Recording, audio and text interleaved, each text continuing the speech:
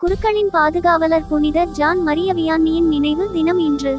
குருக்களுக்காக செபம். அன்பான ஆண்டவரே, குருக்களை காப்பாற்றும்படியாக உம்மை மன்றாடுகிறேன்.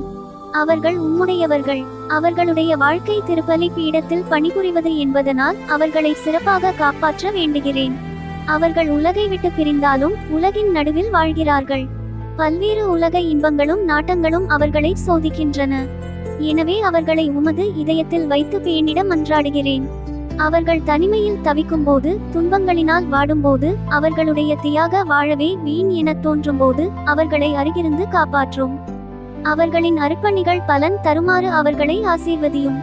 சிறப்பாக நீர் எங்களுக்கு வழங்கியுள்ள குருக்களுக்காக மன்றாடுகிறோம்.